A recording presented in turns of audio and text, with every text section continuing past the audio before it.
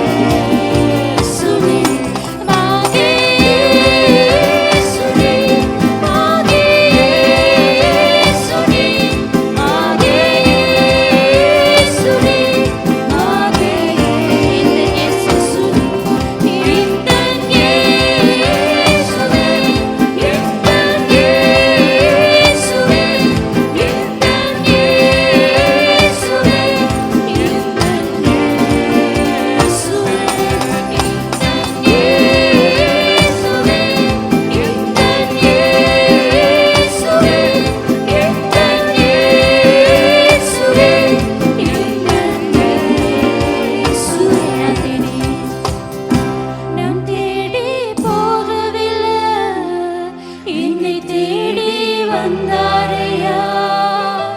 நான் தேடி போகவில்லை, என்னை தேடி வந்தாரையா. நான் தேடி போகவில்லை, என்னை தேடி வந்தாரையா.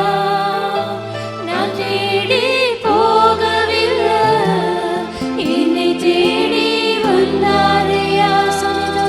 சமிதோன் வித்தகீன இத்துமா வித்தாவா. சமிதோன் வித்தகீன இத்துமா வித்தாவா. சமிதோன் வித்தகீன இத்துமா வித்தாவா. சமிதோன் வித்தகீன இத்துமா வித்தா. எங்கள் இயேசுவே, எங்கள் இயேசுவே, எங்கள் இயேசுவே, எங்கள்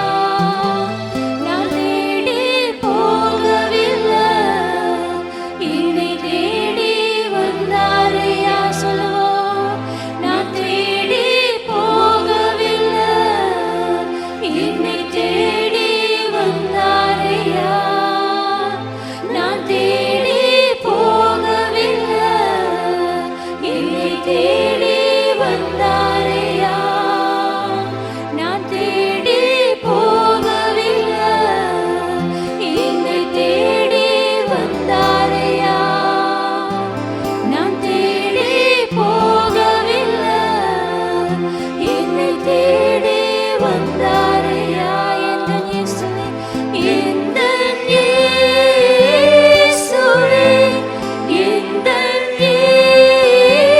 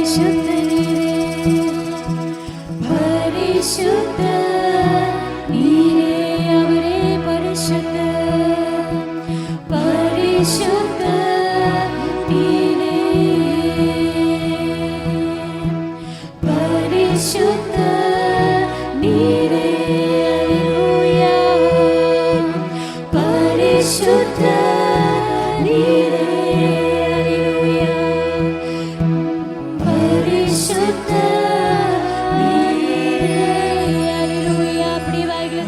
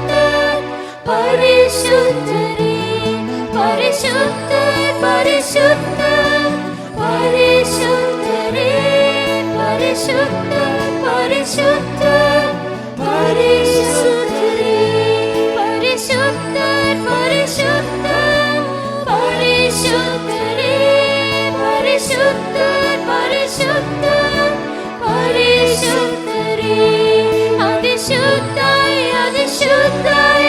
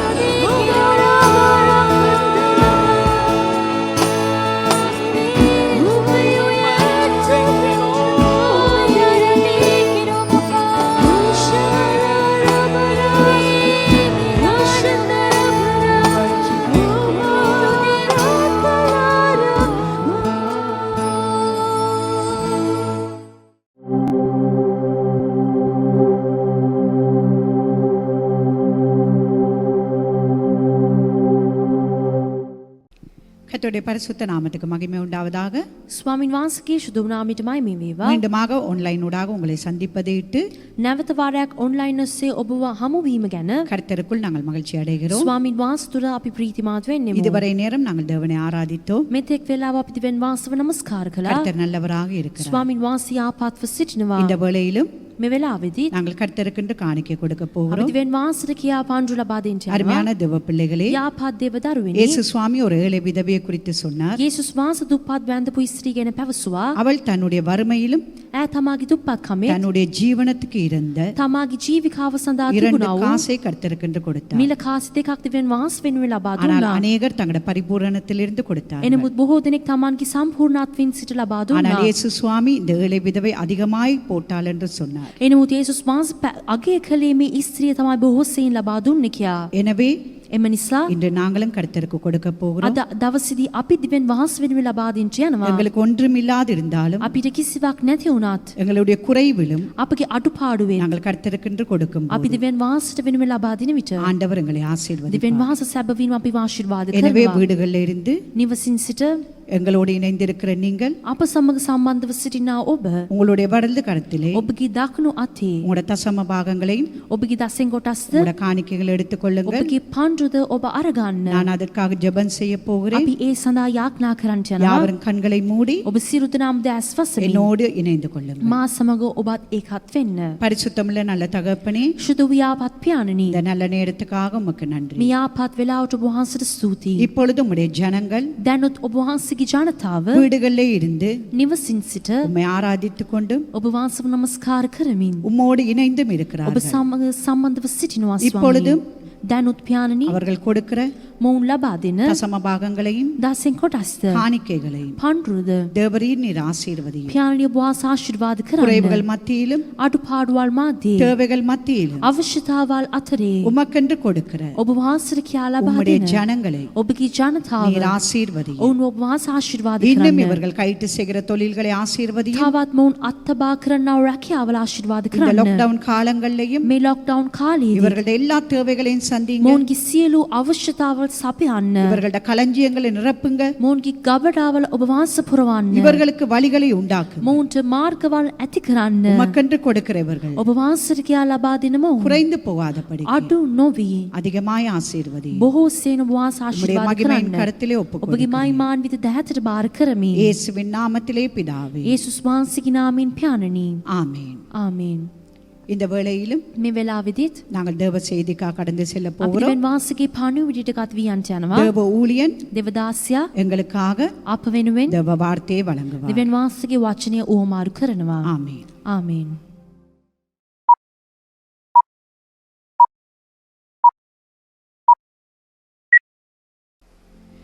கர்த்தருடைய பரிசுத்த நாமத்துக்கு மகிமை உண்டாவதாக. இயேசுவின் நாமத்தினாலே உங்களை வாழ்த்தி வரவேற்கின்றேன். ස්වාමින් වහන්සේගේ සුදු නාමයටමයි මේ වේවා. දිව්‍ය යේසුස් වහන්සේගේ නාමයෙන් ඔබ සියලු දෙනාම සුබ පතමින් පිළිගන්නෙමි. மீண்டும் ஒரு மனமகிழ்ச்சியான நாளிலே ஆன்லைன் மூலமாக உங்களை சந்திப்பதை இட்டு கர்த்தருக்குள்ளே மகிழ்ச்சி அடைகிறேன். නැවත වාරයක් සතුරුදායක දවසේදී ඔන්ලයින් ඔස්සේ ඔබ හමු වෙමිට ලැබෙන අවස්ථාවට ස්වාමින් වහන්සේ තුළ මම ප්‍රීතිමත් වෙන්නෙමි. இந்த நாளிலும் தேவன் தாமே வார்த்தையினூடாக பேசி எங்களை பலப்படுத்த வல்லமை உள்ளவராயிருக்கிறார். අද දවසේදී පවා දිව්‍යන් වහන්සේ තමාන්ගේ වචනේ රැගෙන අප සමග කතා කරමින් අපිව ශක්තිමත් කරන්නට බල සම්පන්නව සිටිනවා. இந்த நாளிலே உங்கள் மத்தியிலே முறுமுறுப்பு என்ற தலைப்பில் பேச பரிசுத்த ஆவியானவர் வழிநடத்துகிறார். අද දවසේදී ඔබ ඉදිරියේදී කෙන්දිරීම යන තේමාව යටතේ කතා කරන්නට සුදාත්මයන් වහන්සේ මාව මඟ පෙන්වනවා.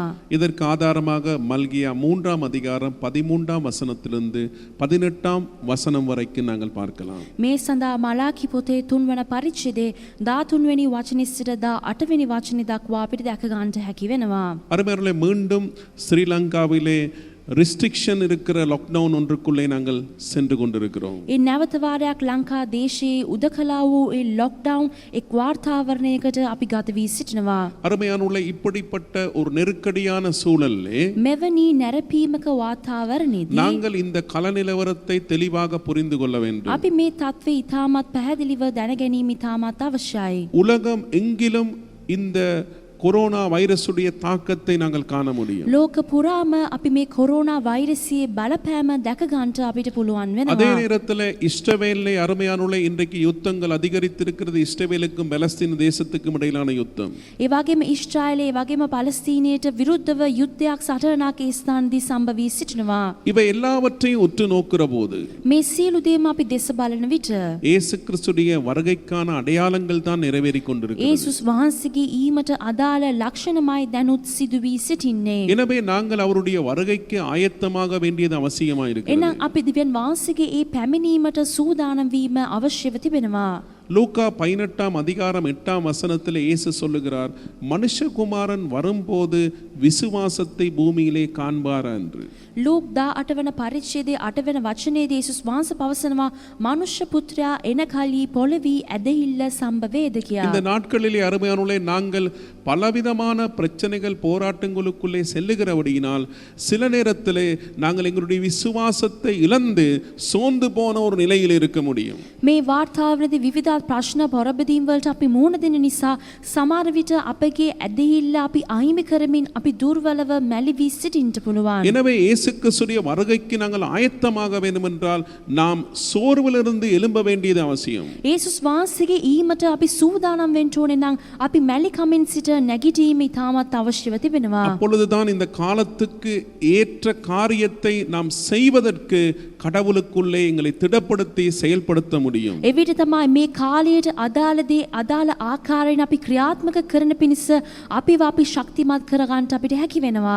நாங்கள் சோர்ந்து போய் ஒரு இடத்திலே இருந்து கொண்டிருந்தால் நாம் இந்த பூமியிலே கர்த்தர் எங்களுக்கு கொடுத்தவற்றை செய்து முடிக்க முடியாது. අපි මැලිවි එක ස්ථානකම අපි නැවතී සිටිනවා නම් මේ පොළවේදී දිවෙන් මාස අපිට බාර දුන්නා වූ දේවල් අපිට කරනිම කරන්න නොහැකි වෙනවා. நாங்க பல பிரச்சனைகள் போராட்டங்கள் மத்தியிலே நாங்கள் இருக்க முடியும். අපි විවිධත් වූ ප්‍රශ්න පොරබදීම් ආදීදී සිටින්න පුළුවන්. இதனாலே பல சோர்வுகள் வேதனைகள் மத்தியிலே நாங்கள் இருக்க முடியும். ඉන්නිසා වේදනාවල්ද මැලිකම අතරේදී අපිත් සිටින්න පුළුවන්. ஆனால் நாங்கள் இருப்பது ஒரு கடைசி காலத்திலே. එනමුත් අපි ජීවත් වෙන්නේ මේ අන්තිම කාලෙකයි. நாங்கள் முடிவு பரியந்தம் நிலை நின்று இந்த ஓட்டத்தை ஓடி அவருடைய வருகையிலே நாம் எடுத்துக்கொள்ளப்பட வேண்டும். අවසාන තෙක් මේ දිවිල්ල අපි දුවලා අවසන් කරලා උන්වහන්සේගේ ඊමේදී අපි ඇදගනු ලබන්න ඕන. எனவே நாம் சோர்வை மேற்கொள்ள வேண்டியது அவசியம். ඉන්නිසා අපි මැලිකම ජය ගැනීම ඉතාමත් අවශ්‍යව අපිට තිබෙනවා. சோர்வை மேற்கொள்ள வேண்டுமா இருந்தால் நாங்கள் முறுமுறுப்பை மேற்கொள்ள வேண்டும். මැලිකම අපි ජය ගන්න ඕනේ නම් කෙඳිරීමත් අපි ජය ගන්න ඕන වෙනවා. முறுமுறுப்பு என்பது தேவனுடைய அரசாட்சியை குறித்த அதிருப்தியை எங்களுடைய வார்த்தையிலே எங்கள் கிரியையிலே வெளிப்படுத்துவது. කෙඳිරි ගෑම කියන්නේ දිවෙන් වහන්සේගේ ආධිපත්‍ය නැත්නම් රජකම ගැන තිබෙනා වූ ඒ තෘප්තිමත් නැතිභාවය අපගේ වචනයෙන් ක්‍රියාවලින් අපි එළිදරව් කිරීමයි. இஸ்ரவேல் மக்களை தேவன் வனாந்தரத்திலே இருந்து வழிநடத்தி வந்த போது பல பிரச்சனைகளை அவர்கள் சந்தித்த போது அன்றும் அவர்கள் முறுமுறுத்தார்கள். ඊශ්‍රායල් ජනතාව දිවෙන් වාස කාන්තාර මාර්ගයේදී ඔවුන්ව ගමන් කරමින් එන විටත් ඔවුන් විවිධ ප්‍රශ්න වලට මුහුණ දෙන විටත් ඔවුන් දිවෙන් වාසයට විරුද්ධව කෙඳිරි ගැව්වා. இஸ்ரவேல் மக்கள் பாபிலோன் சிறையிருப்பிலே வந்து மீண்டு தேவனுடைய ஆலயத்தை கட்டி ஏறத்தாழ 100 வருடங்களுக்கு பின்பும் அவர்கள் முறுமுறுத்தார்கள். බබිලෝනිය අතිරජයේ ඒ වහල්කමින් සිට පිටතට ආවාට පස්සෙත් දෙව මාලිගාවක් ඔවුන් ගොඩනගමින් නමස්කාර කරන විටත් ඔවුන් වෙන වහන්සේට විරුද්ධව කෙඳිරි ගෑවුවා ඒ අවස්ථාවකදීත්. இதை பற்றி மல்கியா பேசுகிறார். மல்கியா 3 13வது வசனத்தை நாங்கள் வாசிப்போம் இப்பொழுது. මේ වෙලාවේදී මලාකි 3 වෙනි පරිච්ඡේදයේ 13 වෙනි වචනයට අපි අහුම්කම් දෙමු. நீங்கள் எனக்கு விரோதமாய் பேசின பேச்சுக்கள் கடினமாய் இருக்கிறது என்று கர்த்தர் சொல்லுகிறார். ஆனாலும் உமக்கு விரோதமாக என்னத்தை பேசினோம் என்கிறீர்கள். නුඹලාගේ වචන මට විරුද්ධව තදව තිබේයයි ස්වාමින් වහන්සේ කියන සේක. එහෙත් අපි ඔබ වහන්සේට විරුද්ධව කුමක් කියවමුදයි නුඹලා අසන්නවුව. இந்த இடத்திலே தேவன் மல்கியா மூலமாக பேசுகிறார். நீங்கள் எனக்கு விரோதமாய் பேசின வார்த்தைகள் கடினமாய் இருக்கிறது என்று சொல்லுகிறார். මාලාකිව රැගෙන දෙවියන් වහන්සේට කතා කරනවා නුඹලාගේ වචන මට විරුද්ධව ඉතාමත් තදව තිබෙනවා. அருமையானவர்களே, கடவுள் எங்களுடைய வார்த்தைகளை எல்லாம் கேட்கிறார். ප්‍රේමවන්ත දෙවියන් වහන්සේ අපගේ වචන සියලු දේම අහුම්කම් දෙනවා. எங்களுடைய வார்த்தையினாலே அவருடைய மனதை உடைத்து வேதனைப்படுத்த முடியும். අපගේ වචනේ රැගෙන දෙවියන් වහන්සේගේ සිත අපි වේදනාවට පත් කරන්න පුළුවන්. சில நேரத்திலே எங்களுடைய வாழ்க்கையிலே பல இழப்புகள், வேதனைகள், துன்பத்தினூடாக போகும்போது நாங்கள் தேவனுக்கு விரோதமாக கடினமான வார்த்தைகளை பேச முடியும். සමහර විට අපගේ ජීවිතයේදී ඉතාමත් අපහසු වාර්තාවරණ තත්ත්ව පීඩාවල් මැද අපි ගමන් කරන විටදී දෙවියන් වහන්සේට විරුද්ධව තද වචනවල අපි කතා කරන්න පුළුවන්. இந்த வார்த்தை ஆங்கிலத்திலே பார்க்கும்போது அங்கே சொல்லப்படுகிறது ஹார்ட் வேர்ட், ஸ்ட்ராங் வேர்ட் என்று சொல்லப்படுகிறது. கடவுளுக்கு எதிராக கடினமான அதே நேரத்திலே ரொம்ப வலிமையான வார்த்தைகளை பேசுதல். ඉංග්‍රීසි භාෂාවේදී hard words නැත්නම් ඉතාමත් strong words කියන වචනවල් භාවිතාවි තිබෙනවා. තිබෙනවා. එහෙනම් අපි දෙවියන් වහන්සේට විරුද්ධව තද ආකාරයෙන් තද වචනවල් භාවිතා කර කතා කරන්නට පුළුවන්. கடவுள் எங்களுடைய வாழ்க்கையிலே கடந்த நாட்களில் எத்தனையோ நன்மைகளை செய்திருக்கிறார், நிறைய ஆசீர்வாதங்களை கொடுத்திருக்கிறார். ஆனால் சில பிரச்சனைகளுக்குள்ளே நாங்கள் போகிற போது நாங்கள் கடினமான வார்த்தை பெரியவங்களை பிரயோகித்து நாங்கள் கடவுளுக்கு விரோதமாய் நாங்கள் முறுமுறுக்க முடியும். අතීතයේ දෙවියන් වහන්සේ අපගේ ජීවිතයේදී බොහෝ යාපත් දේ කර තිබෙනවා. බොහෝ ආශිර්වාද අපිට ලබා දී සිටින විට දැන් පවතින වාතාවරණදී අපිට ඇති වී තිබෙන ප්‍රශ්නවල් කරන කොටගෙන අපි තද වචනවල් භාවිතා කර දෙවියන් වහන්සේට විරුද්ධව කෙඳිරි ගන්නට පුළුවන්. இந்த இடத்திலே தீர்க்கதரிசி அவருடைய தவறுகளை உணர்த்தின போது அவர்கள் சொல்லுகிறார்கள், நாங்கள் இன்னத்தை கடவுளுக்கு விரோதமாக பேசினோம், எப்படி முறுமுறுத்தோம் என்று தங்கள் நிலையை புரிந்து கொள்ள முடியாமல் அவர்கள் மீண்டும் ஒன்றுக்கொண்டு கதைக்கிறவர்களாக இருக்கிறார்கள். දිවිසිවර ඒ ජනතාවගේ පාපය ඔවුන්ට පෙන්වා දෙන විටදී ඔවුන් කියනවා අපි කුමක්කෙන්ද ලෙස කතා කරේ, අපි කෙසේද දෙවියන් වහන්සේට විරුද්ධව තද වචනවල් භාවිතා කර කියා එමෙන්ම ඔවුන් ලෙසම කතා කරගෙන සිටිනවා. சில நேரத்திலே நாங்கள் செய்வதே எங்களுக்கே தெரியாமல் உணர முடியாத ஒரு நிலையிலே நாம் இருக்க முடியும்.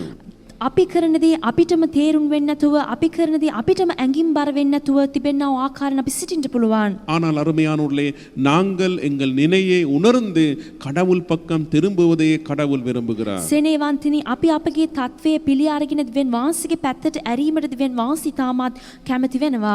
கடவுள் மீண்டும் அவர்களுக்கு தெளிவுபடுத்தினால் அவர்களுடைய முறுமுறுப்பின் தன்மை எப்படிப்பட்டது என்பதை குறித்து வருகிற வசனங்களிலே பேச ஆரம்பிக்கிறார். ඒ තවත් පැමිණෙන වචනවලදී දෙවියන් වහන්සේ ඔවුන්ට පැහැදිලි කරනවා ඔවුන්ගේ කෙඳිරීමේ භාවය කුමක්ද කියලා ඔවුන්ට තවත් වැඩිපුර පැහැදිලි කරනවා. 14வது வசனத்திலே கடவுளுக்காக வாழ்வதிலே பலன் இல்லை என்று முறுமுறுக்க ஆரம்பித்தார்கள். 14 වෙනි වචනේදී දෙවියන් වහන්සේ වෙනුවෙන් ජීවත් වෙන්නේ කිසිම ප්‍රයෝජනයක් නැත කියා ඔවුන් කෙඳිරි ගහනවා. நாங்கள் வாசிப்போம் அந்த வசனத்தை. අපි ඒ වචනයට යොමුකම් දෙමු.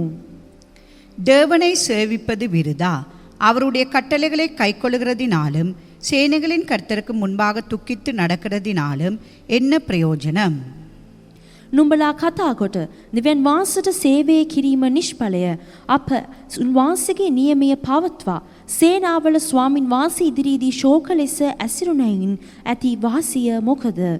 இந்த இடத்திலே அருமையானவர்களே, கடவுளுக்காக வாழ்வதிலே எந்த பலனும் இல்லை என்று இவர்கள் முறுமுறுக்க ஆரம்பிக்கிறார்கள். මේ ස්ථානයේදී ඔවුන් කෙඳිරෙනවා දෙවියන් වහන්සේ වෙනුවෙන් ජීවත් වීමේ කිසිම ප්‍රයෝජනයක් අපිට නැහැ කියා. கடவுளுக்கு ஊழியம் செய்த எந்த பலனும் இல்லை. දෙවියන් වහන්සේට සේවය කිරීමෙන් අපිට කිසිම ඵලයක් නැහැ. அவருடைய வசனத்தை நாங்கள் கைக்கொண்டு வாழ்வதிலே பலன் இல்லை. උන්වහන්සේගේ වචනේ අපි පවත්වා ඒ අනුව ජීවත් වීමෙන් අපිට කිසිම ප්‍රයෝජනයක් සම්බ වෙන්නේ නැහැ. கடவுளுக்கு முன்னாலே நாங்கள் பயந்து தாழ்ந்து வாழ்வதிலே எந்த பலனும் இல்லை. දෙවියන් වහන්සේ ඉදිරියේදී අපි බය වෙලා යටත් වී ජීවත් වීමෙන් කිසිම වාසියක් අපිට නැහැ. சில நேரத்திலே நாங்களும் பல சோதனைகள், போராட்டங்கள், பிரச்சனைகளை கடந்து செல்லும் போது சில நேரத்திலே கடவுளுக்காக வாழ்ற வாழ்க்கையில எந்த விதமான பலனும் இல்லை என்று நாங்கள் சில நேரத்திலே எங்கள் வார்த்தையினாலே முறுமுறுத்துக் கொண்டிருக்கலாம். සමහර විට විවිධ ප්‍රශ්න පොරබදී මැදදී අපිත් ගමන් කරන විටදී අපිත් කියන්න පුළුවන් දෙවියන් වහන්සේ වෙනුවෙන් ජීවත් වීමෙන් ඒ ජීවිතයෙන් අපිට කිසිම ප්‍රයෝජනයක්,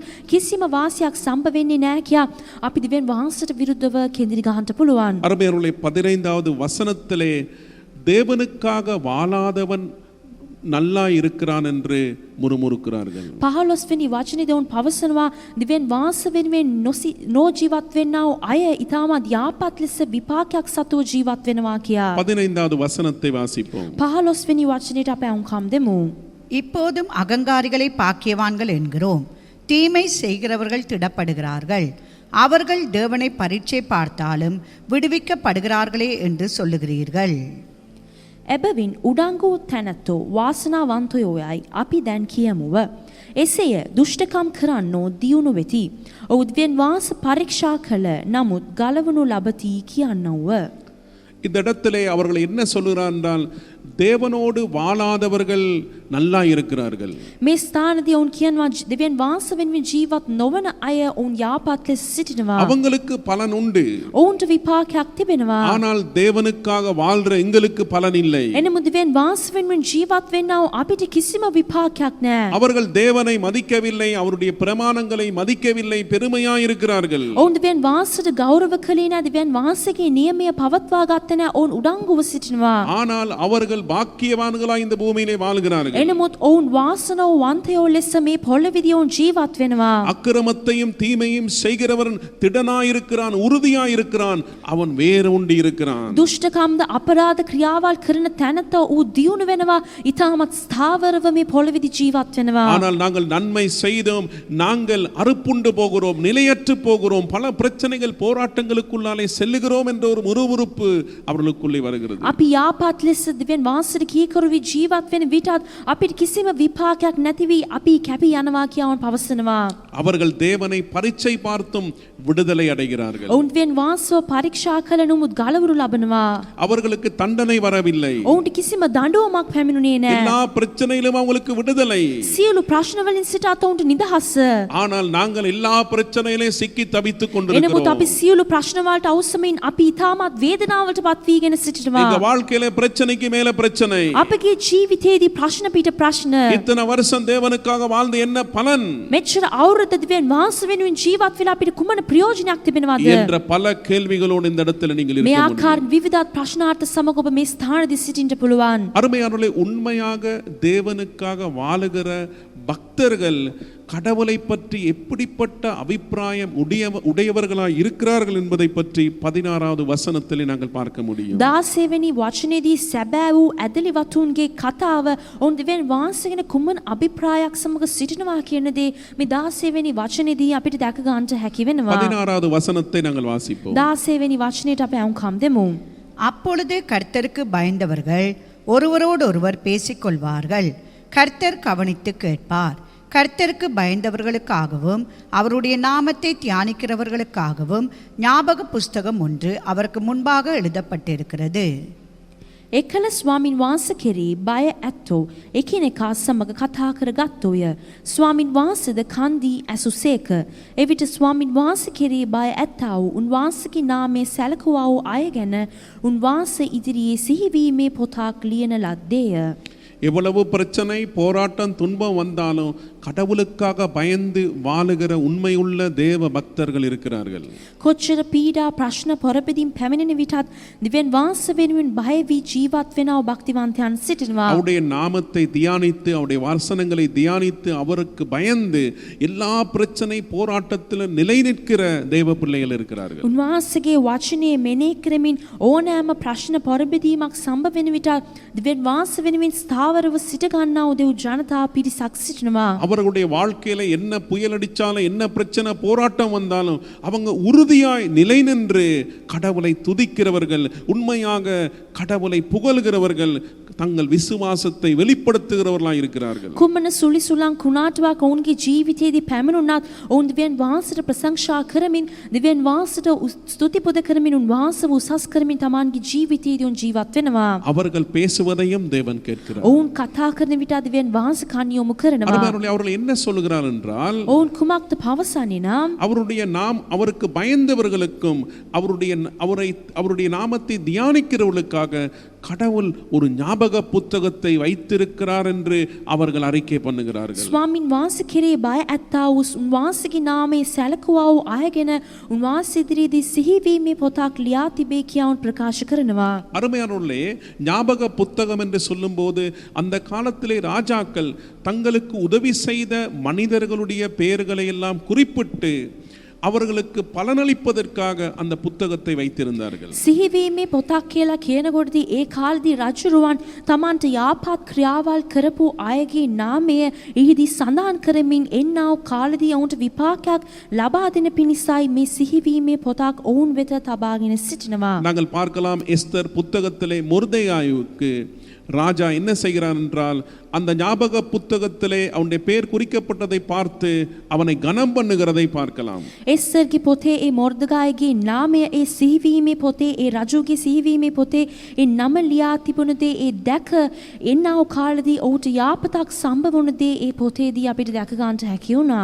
அன்றாட மனித வழக்கத்திலே இருந்த அந்த ஞாபக புத்தகத்தின் அடிப்படையிலே அவர்கள் கடவுளை துதிக்கிறவர்களாய் வாழ்ந்தார்கள். එදිනෙදා ජීවිතයේ கடவுள் எப்படிப்பட்டவர் என்பதை இந்த இடத்திலே விவரித்து அறிக்கை பண்ணுகிறார்கள். සුපුරුදු පරිදි ඔවුන්ගේ දිනපතා කාර්ය අනුව ඒ තිබුණා වූ මේ සිහිවීමේ පොත සමාන කොට දිවෙන් වහන්සේ කෙසේද කියා ඔවුන් මේ ස්ථානදී ප්‍රකාශ කරනවා. கடவுளுக்கு நினைவு வைப்பதற்கு ஒரு புத்தகமும் தேவையில்லை. දිවෙන් වහන්සේට සිහිවීමේ තබන පිණිස කිසිම සිහිවීමේ පොතක් අවශ්‍ය වෙන්නේ නැහැ. ஆனால் மெய்யான பக்தர்கள் உண்மை உள்ளவர்கள் என்ன சொல்லுகிறார்கள் என்றால் இதிலிருந்து මේ ස්ථානදීන් සිට ඒ සැබෑ වූ භක්තිවන්තයන් ඔවුන් කුමක්ද පවසන්නේ නම් கடவுள் எங்களை காண்கிறவர், දිවෙන් වහන්සේ අපිව දකිනවා.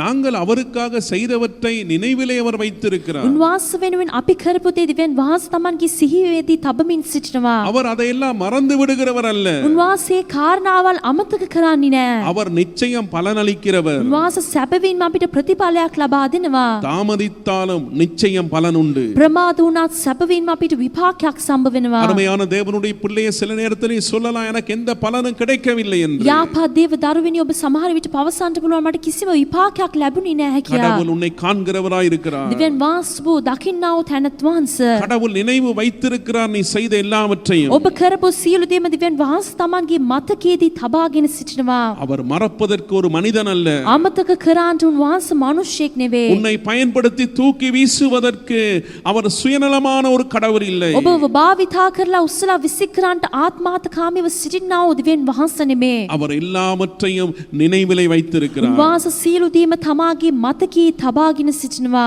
நிச்சயமாகவே அவர் பலனளிப்பார். සැබවින්ම දිවෙන් වහන්සේ අපට විපාකයක් ලබා දෙනවා. நீ அவருக்காக ஒரு கலசம் தண்ணீர் கொடுத்திருந்தாலும் நிச்சயம் பலன் உண்டு.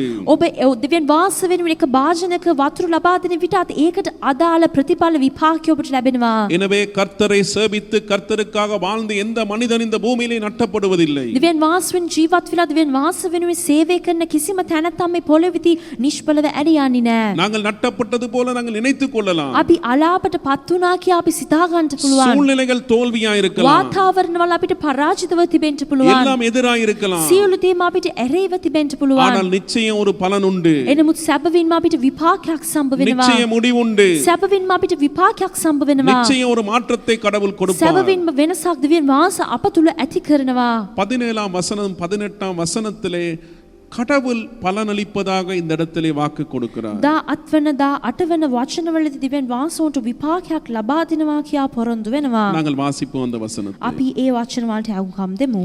என் சம்பத்தை நான் சேர்க்கும் நாளிலே அவர்கள் என்னுடையவர்களாய் இருப்பார்கள் என்று சேனைகளின் கர்த்தர் சொல்லுகிறார். ஒரு மனுஷன் தனக்கு ஊழியம் செய்கிற தன்னுடைய குமாரனை கடாட்சிக்கிறது போல நான் அவர்களை கடாட்சிப்பேன். அப்பொழுது நீங்கள் நீதிமானுக்கும் துன்மார்க்கனுக்கும் தேவனுக்கு ஊழியம் செய்கிறவனுக்கும் அவருக்கு ஊழியம் செய்யாதவனுக்கும் இருக்கிற வித்தியாசத்தை திரும்பவும் காண்பீர்கள். ඔහු වනයි මා විසින් පමුණුවන දවසේදී මාගේම සම්පතක් වන්නෝය. මමද මිනිසෙක් තමාට සේවය කරන තමාගේ පුත්‍රයාට කරුණා කරන්නක් මෙන් ඔවුන්ට කරුණා කරන්නිමි. සේනාවල ස්වාමින් වහන්සේ කියනසේක. එකල ධර්මිෂ්ඨයා සහ දුෂ්ටයා අතරේදී දිවෙන් වහන්සේට සේවය කරන්නා සහ උන් වහන්සේට සේවය නොකරන්නා අතරේදී ඇති වෙනස නුඹලා නැවත දකින්නවා ඇත. இந்த இடத்திலே அருமையானுள்ளே கடவுள் என்ன சொல்கிறார்? நிச்சயமாக ஒரு பலன் உண்டு. பகிரங்கமாக நிச்சயமாக தேவன் பலன் அளிக்கிறவராய் இருக்கிறார். මේ ස්ථානයේ දිවෙන් වහන්සේ පවසන්නේ සැබවින්ම විපාකයක් තිබෙනවා. එළිදරව්වෙන් ඔබට විපාකයක් ඵලයක් මං ලබා දෙනවා. அவர் ஒரு நாளை குறித்து வைத்திருக்கிறார். වහන්සේක දවසක් පත් කර සිටිනවා. அந்த நாளிலே நிச்சயம் பலனை வெளிப்படுத்துவார். ඒ දවසේදී සැබවින්ම විපාකය දිවෙන් වහන්සේ එළිදරව් කරනවා. அநேகர் முன்னிலையிலே கர்த்தர் உன்னை உயர்த்தி மகிழுவார். බොහෝ දෙනෙකු ඉදිරියේදී දිවෙන් වහන්සේ ඔබ උසස් කරමින් උසස් වෙමින් උන්වහන්සේ මහිමයටපත් වෙනවා. பொதுவாக அருமையானுள்ளே யூதர்களை எடுத்துக்கொண்டால் அவர்களுடைய பிள்ளைகளுக்கு பெற்றோர்கள் தான் தொழிலை பழக்குவார்கள். සමහර විට පොදු ලෙස අපි වැළුවා නම් යුදෙවරුන් තමන්ගේ දරුවන්ට තමන්ගේ දෙමව්පියන්ගේ රැකියාව තමයි පුහුණු කර ලබා දෙන්නේ. எனவே தகப்பன் பிள்ளைக்கு தன்னுடைய தொழிலை பயிற்றுவிக்கும் போது கீழ் மட்டத்திலே ஒரு வேலையாள் நிலையிலிருந்து பழக்க ஆரம்பிப்பார். ඒ පියා තමාගේ දරුවාට තමාගේ වැඩ කටයුතු සියලු දේම පුහුණු කරන විටදී ඒ තමා සමග සිටින සතු වැඩකාරයා වගේ තමයි තමාගේ දරුවාටත් පුහුණුව ලබා දෙන්නේ. அந்த நேரத்திலே வேலைக்காரனுக்கும் மகனுக்கும் வித்தியாசம் விளங்காது. ඒ වෙලාවේදී වැඩකාරයා කවුද පුතා කවුද කියලා කිසිම වෙනසක් පෙන්වන්නේ නැහැ. ஆனால் காலங்கள் வரும்போது அருமையானவர்களே மகன் எல்லா தொழில்ல எல்லா நுட்பங்களையும் பழகி வருகிற போது ඒ කාලයක් පැමිණෙන විට සිටි ඒ පුතා සියලු ආකාර පුහුණුව ලබා ගත්තාට පසුව தகப்பன் சொத்திலே ஒரு பங்கை பிரித்து அவனுக்கும் அந்த வியாபாரம் ஒன்றை ஏற்படுத்தி அவனை ஒரு முதலாளியாய் நியமிப்பார். ඒ පියා කුමක්ද කරන්නේ? තමාගේ වස්තුවේදී කොටසක් තමාගේ දරුවාට ලබා දීලා කිසිම සියලු ආකාර පුහුණුව ලබා දීලා ඔහුව ව්‍යාපාරයේ ඒ ස්වාමියෙකු ලෙස පත් කරනවා. இதே மாதிரி தான் பரம தகப்பன் நம்முடைய தேவனும் அவருடைய சொத்திலிருந்து எங்களை ஆசீர்வதிக்கிறவராய் இருக்கிறார். මේ වගේමයි අපගේ ස්වර්ගීය පියාණන් වහන්සේගේ සම්පතින් අපිවත් ආශිර්වාද කරනවා. இப்பொழுது நீதிமானுக்கும் துன்மார்க்கனுக்கும் வித்தியாசம் இல்லாமல் இருக்கலாம். දැන් ධර්මිෂ්ඨයාටත් දුෂ්ටයාටත් කිසිම වෙනසක් නැතුව තිබෙන්න පුළුවන්. கடவுளுக்கு ஊழியம் செய்யறவனுக்கு ஊழியம் செய்யாதவனுக்கு வித்தியாசம் விளங்காம දෙවියන් இருக்கலாம். වහන්සේට සේවය කරන්නටත් සේවය නොකරන්නට අතරේදී කිසිම වෙනසක් නැතුව තිබෙන්න පුළුවන්. நாங்க சாதாரணமாக இந்த இடத்துல இருக்கலாம். අපි සාමාන්‍යයෙන් මේ ස්ථානදී සිටින්න පුළුවන්. ஆனால் ஒரு நாள் தேவன் எங்களை உயர்த்துவார். நிச்சயம் பலன் உண்டு. එනමුත් එක දවසක් දෙවියන් වහන්සේ අපිව උසස් කරනවා. සැබවින්ම අපිට විපාකයක් සම්බ වෙනවා. எனவே கடவுள் பலன் அளிக்கிற தேவனாய் இருக்கிறார். දෙවියන් වහන්සේ අපිට විපාකයක් ලබා දෙන තැනත් වහන්සේ ලෙස සිටිනවා. எனவே நாங்கள் அவருக்கு ஊழியம் செய்து அவருடைய வசனத்தை கடைபிடித்து அவருக்கு பயந்து வாழுவது பலனுள்ள ஒரு வாழ்க்கை. අපි දෙවියන් වහන්සේට සේවය කරමින් දෙවියන් වහන්සේට බයපත් වී ජීවත් වීම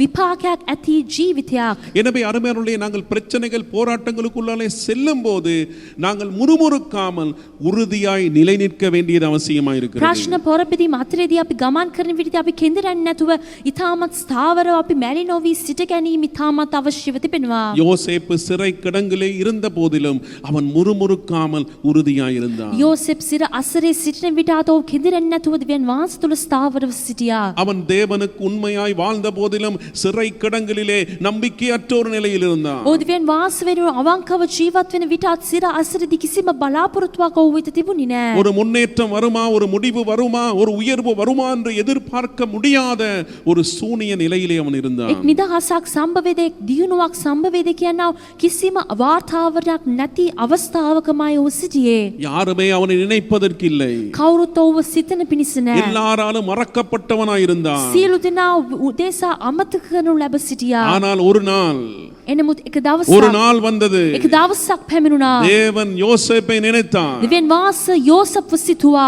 அவனை அரண்மனைக்கு கொண்டு போனார். ඔහුව රජ මහලිකාවට දෙවියන් වහන්සේ ගෙන ගියා. எகிப்தின் முதல் மந்திரியாய் மாற்றினார். මිස්රයේදී ප්‍රථම මන්ත්‍රියෙකු ලෙස ඔහුව වෙනස් කළා. இன்றைக்கும் சிறை கிடங்கிலே இருக்கிறது போல நீ உணரலாம். අදටත් සිර අසරේදී ජීවත් වෙන ආකාරයෙන් ඔබත් සිටින්න පුළුවන්. நான் அவருடைய வசனத்தில் நிலைத்திருந்தேனே. මං දෙවියන් වහන්සේගේ වචනය තුල ස්ථාවරව පවත්වා நான் அவருக்கு සිටියානේ. ஊழியம் செய்தேனே. මං දෙවියන් වහන්සේ වෙනුවෙන් සේවය කළානේ. நான் அவருக்கு பயந்து வாழ்ந்தேனே. මං දෙවියන් වහන්සේට බය වී ජීවත් ஏன் වුණානේ. எனக்கு இப்படி நடந்தது? ඇයි මට මේම සිදු ஏன் වුණේ? எனக்கு இந்த பிரச்சனை? ඇයි මට මෙවැනි ප්‍රශ්න? என்று நீ யோசித்துக் கொண்டிருக்கலாம். මේ ආකාරයෙන් ඔබ කල්පනා කරන්න நீ පුළුවන්. அவருடைய பலத்த கரத்திலே அடங்கி இருந்தால் ඔබ දෙවියන් වහන්සේගේ බලවත් අස්තේදී ඔබ සිටිනවා නම් நிச்சயமாய் கர்த்தர் ஒரு நாள் உன்னை உயர்த்துவார். සැබවින්ම දෙවියන් වහන්සේ එක දවසක් ඔබ උසස් කරනවා. எனவே சோர்வை விட்டு எழும்புங்கள். මැලිකමින් සිට ඔබ නැගිටින්න. கண்டு உன்னை அழைத்த அந்த தேவனை பார். ඔබව දැක ඔබ කැඳවුවා දෙවියන් වහන්සේ දෙස බලන්න. இத்தனை ஆண்டுகள் உன்னை நடத்தி வந்த தேவனை பார். මෙච්චර අවුරුදු ඔබ මඟ පෙන්වා වූ දෙවියන් වහන්සේ දෙස ඔබ බලන්න. இவ்வளவு தூரம் உன்னை கொண்டு வந்தது உன்னை கைவிடுவதற்கல்ல. මෙච්චර දුරට ඔබ ගෙනාවේ ඔබ අත්හරින්නට ஒரு නෙමෙයි. பிரச்சனை போராட்டம் வந்திருக்கலாம், சோதனை வந்திருக்கலாம், ஆனாலும் தேவன் உன்னோடு இருக்கிறார். ඒක ප්‍රශ්න පොරබදීමක් පැමිණෙන්න පුළුවන්. එනමුත් දෙවියන් වහන්සේ ඔබ අස්සලින්ම සිටිනවා. அவரை துதிக்க ஆரம்பிங்கள். දෙවියන් වහන්සේට ස්තුති කරන්නට පටන් ගන්න. அவருக்குள்ளே உறுதியாய் வாழ ஒப்பு දෙවියන් கொடுங்கள். වහන්සේ ඉතාමත් ස්ථිරව ජීවත් වෙන්න ඔබ කැප இந்த කරන්න. நாட்களிலே கர்த்தர் என்ன எதிர்பார்க்கிறோ அதை செய்வதற்கு உங்களை ஒப்பு මේ கொடுங்கள். දවස්වලදී දෙවියන් වහන්සේ ඔබකින් කුමන දේ බලාපොරොත්තු වෙනවාද ඒ දේවල් කරන්න පිණිස ඔබ කැප කරන්න. அப்பொழுது நிச்சயம் பலனை கர்த்தர் கொடுப்பார். එවිට සැබවින්ම විපාකයක් දෙවියන් වහන්සේ ඔබට ඇති කරනවා. நிச்சயம் உன்னை ஆசீர்வதிப்பார். සැබවින්ම ඔබ ආශිර්වාද කරනවා. அவர் நிச்சயம் ஆசீர்வதிப்பார். සැබවින්ම දෙවියන් වහන්සේ ඔබ ආශිර්වාද அவர் කරනවා. கைவிடுவதற்கு ஒரு மனிதன் அல்ல. අත්හරින්න දෙවියන් වහන්සේ මිනිසෙක් නෙමෙයි. மிகுந்த வேதனையோடு துன்பத்தோடு கண்ணீரோடு உடைவுகள் மத்தியில நீ இந்த இடத்துல இருக்கலாம். ඉතා මහත් වූ වේදනාවල් දුක පීඩාම් කැඩීම් කඳුළැලි සමග ඔබ සිටින්න පුළුවන්. அருமையான தேவனுடைய பிள்ளை, යාපා දේව දරුවෙනි. நீ நம்பிக்கை இழந்து போகாதே. ඔබගේ විශ්වාසය බායිමි කරන්න එපා. நிச்சயம் பலன் அளிப்பார். සැබවින්ම විපාකයක් දෙවියන් වහන්සේ ලබා நிச்சயம் දෙනවා. மாற்றம் உண்டாகும். සැබවින්ම වෙනසක් සම්භව எனவே වෙනවා. சோர்வை விட்டு எழும்புவோம். මැලිකමින් සිට අපි නැගිටිමු.